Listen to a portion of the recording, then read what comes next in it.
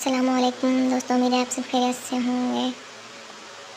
اگر آپ نے ہمارے چینل کو سبسکرائب نہیں کیا تو سبسکرائب کر دیں تاکہ اسلامی کتابوں کی تمام ویڈیوز آپ تک پہنچتی رہیں۔ ہم پڑھ رہے ہیں صحیح بخاری کی حدیث۔ ہمارا ٹاپک ہے علم کا بیان۔ آج ہم پڑھ رہے ہیں حدیث نمبر 64 اور 65۔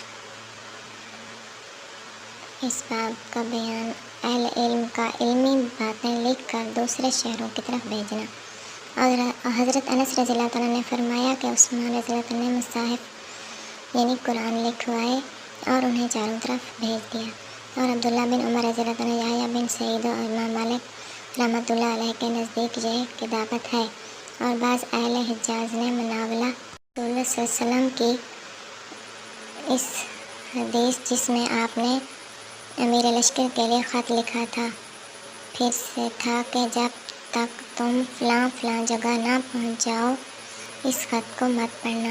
پھر جب وہ جگہ پہنچ گئے تو اس نے خط کو لوگوں کے سامنے پڑھا اور جو آپ کا حکم تھا وہ انہیں بتلایا۔ حدیث نمبر 64۔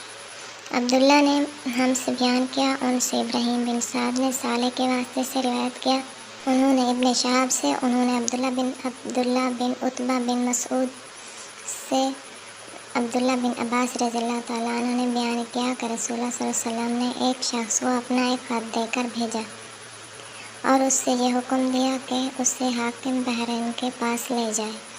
بحرین کے حاکم نے وہ خط کسریٰ یعنی ایران کے پاس بھیج دیا۔ جس وقت اس نے وہ خط پڑھا تو چاک کر ڈالا۔ کہتے ہیں میرا خیال ہے کہ ابن مسیب نے اس کے بعد مجھ سے کہا کہ واقعہ کو سن کر اللہ کے رسول صلی اللہ علیہ وسلم نے اہل ایران کے لیے بد دعا کی کہ وہ چاک شدہ خط کی طرح ٹکڑے ٹکڑے ہو جائیں۔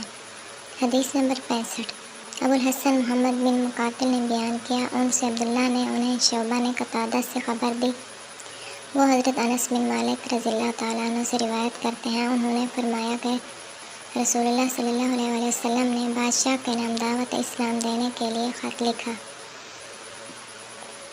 یا لکھنے کا ارادہ کیا تو آپ صلی اللہ علیہ وسلم سے کہا گیا کہ وہ بغیر مہر کے خط بے مہر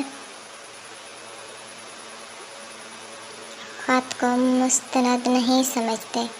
آپ صلی اللہ علیہ وسلم نے چاندی کی انگوٹھی بنوائی جس میں رسول اللہ کندہ تھا، گویا یہی رسول اللہ صلی اللہ علیہ وسلم کے ہاتھ میں اس کی سفیدی دیکھ رہا ہوں۔ راوی حدیث کہتے ہیں کہ قتادہ سے پوچھا کہ یہ کس نے کہا؟ اس پر رسول اللہ صلی اللہ علیہ وسلم کندہ تھا، انہوں نے جواب دیا۔ آج کی ہماری یہ ویڈیو یہاں پر ختم ہوتی ہے۔ ہم اپنی اگلی ویڈیو کے ساتھ پھر آپ کی خدمت میں حاضر ہوں گے۔ اگر ویڈیو پسند آئی ہے تو لائک ضرور کر دینا۔ اللہ نگہبان۔